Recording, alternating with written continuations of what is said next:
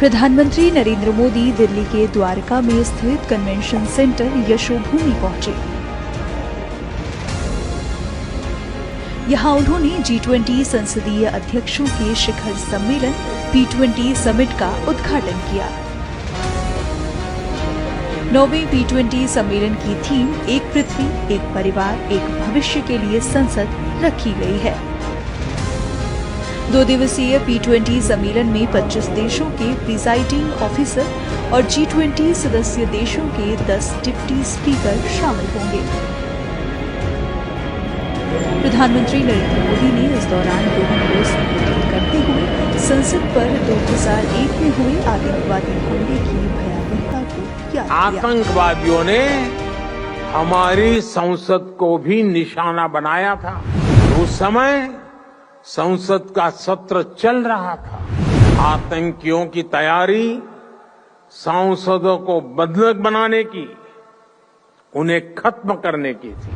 भारत ऐसी अनेकों आतंकी वारदातों से निपटते हुए आज यहां पहुंचा है। प्रधानमंत्री नरेंद्र मोदी दिल्ली के द्वारका में स्थित कन्वेंशन सेंटर यशोभूमि पहुंचे। यहां उन्होंने G20 संसदीय अध्यक्षों के शिखर सम्मेलन P20 समिट का उद्घाटन किया।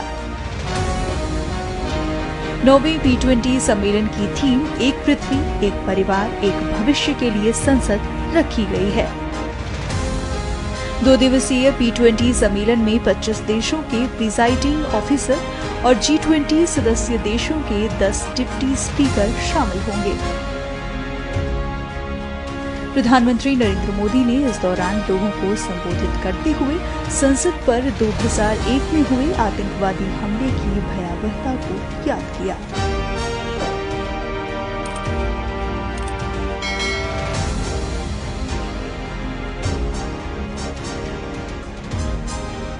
जैसा कि आप जानते हैं कि भारत दशकों से क्रॉस बॉर्डर टेररिज्म का सामना कर रहा है।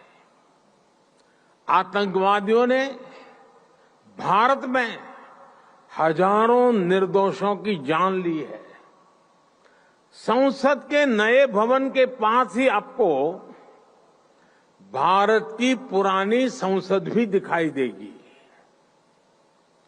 करीब 20 साल पहले आतंकवादियों ने हमारी संसद को भी निशाना बनाया था और आप जानकर चौंक जाएंगे कि उस समय संसद का सत्र चल रहा था।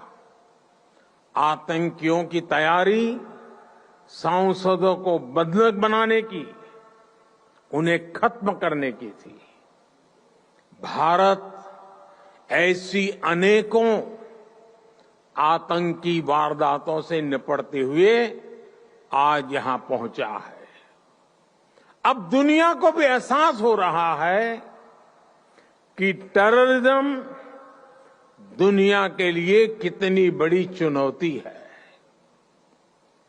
टेररिज्म चाहे कहीं भी होता हो, किसी भी कारण से होता हो, किसी भी रूप में होता है, लेकिन वो मानवता के विरुद्ध होता है। ऐसे में टेररिज्म को लेकर हम सभी को लगातार सख्ती बरतनी ही होगी।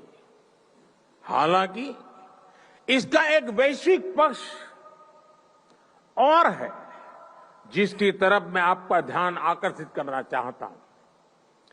टेररिज्म की परिभाषा को लेकर आम सहमति ना बन पाना, ये बहुत दुखद है।